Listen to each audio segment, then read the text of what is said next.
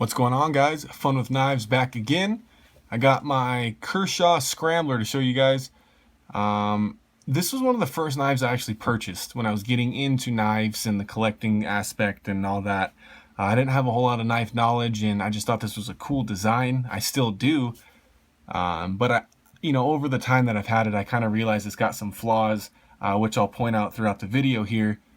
And we'll talk about why this knife still makes its way into my pocket, yet I think there's better options out there for the price point. So let's give you guys some specs here. 3.5 inch blade, 4.25 inch length closed, and then 7.875 inches overall.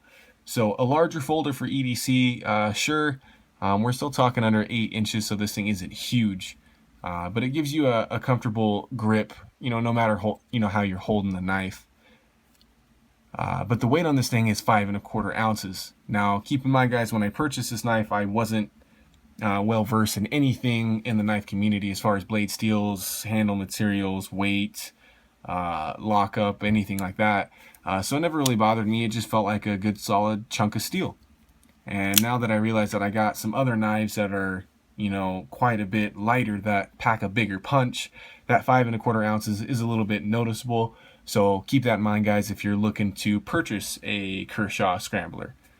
The blade here is what got me, guys. I love this blade shape. It's kind of a spear point, drop point mix. Really reminds me of like a World War I bayonet or something like that. It's just super cool looking. Kershaw Speed Safe written on this side. This is 8CR 13 MOV steel. Features a mid-hollow grind. Nice swedge taken out along the spine of the blade there. It's very attractive grind lines to me, at least. RJ Martin design. I got a couple of RJ Martin designs through Kershaw. Obviously no customs or anything, but a lot of his knives look very similar.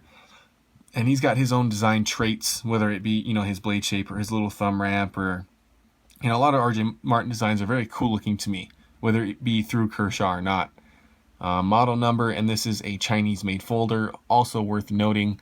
So Chinese steel, Chinese made, so this price point is a little bit lower than, say, if those were USA made. That brings us to deployment, which is the flipper here. Fairly small one, no jimping on it, but still easy to access. This is speed safe equipped, so it's got that assisted opening mechanism. And it gets out there, but this speed safe is a little bit slower than some of my other models. So I don't know if that's because I've disassembled this knife, or just because that torsion bar inside of this mechanism is a little worn.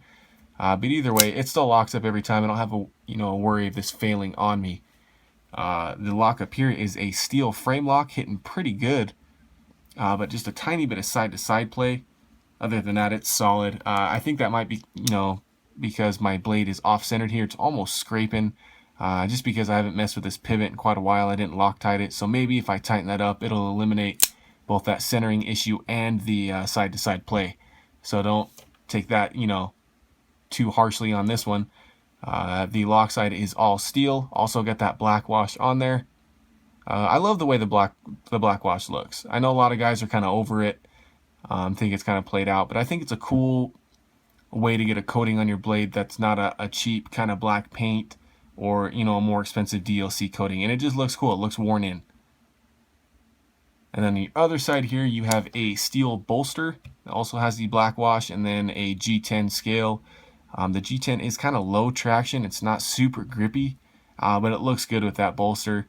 I think this is one of my only bolstered knives. I don't know how I feel about it, because it almost looks gentlemanly, but this knife definitely isn't that, with its kind of aggressive spear point blade and it's kind of almost blacked out look, that it's a little bit too aggressive to be a gentleman's carry knife, and then that weight kind of rules it out too. But that G10 is okay. It is kind of thin in there. You got a stainless steel liner on this side, a full glass-filled nylon backspacer, but it is kind of that flow-through construction. If you can see that here, guys, there is holes throughout the backspacer to let kind of your smaller dirt and grime get through there if you're just washing the blade out. This does have a reversible pocket clip to either side, but it is only tip-up carry. I actually really like this pocket clip. Sorry, guys, I can't talk. It rides adequately deep. It's got Kershaw written on there.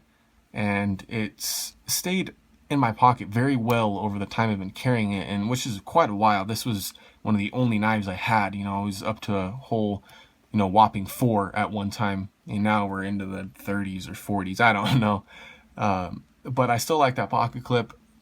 The lanyard hole is entirely too small. There's not really a whole lot you can throw through there that it's gonna fit. But overall, guys, I love the way this knife looks. I don't think this thing's ever going to go out of style for me. It's just very, I don't know. It's just an awesome design. Now, there is no jimping throughout this entire knife. I was kind of upset with that when I really discovered that I liked jimping, and this was in the past. But the thumb ramp that this knife offers is awesome. It would have been great to have some jimping on it, but that kind of might have taken away from RJ Martin's kind of streamlined design here. But in just your normal kind of saber grip, this thing is just awesome. I love the way the handle kind of droops down here into your palm. It's got decent thickness for you to hold on to, and that thumb ramp and your finger choil here really create a secure grip. So guys, do I recommend this knife? I don't think so. It's definitely not an avoid kind of knife, but for $37 to kind of $40 is the price point of this thing. I think you could get some other functional EDC knives, but if you're in love with the blackwash, they do offer this in a satin. But if you like that, or the RJ Martin design, or just this blade shape like I do, if you're a sucker for this kind of cool blade shape, sure, I think the Scrambler is a good option for you.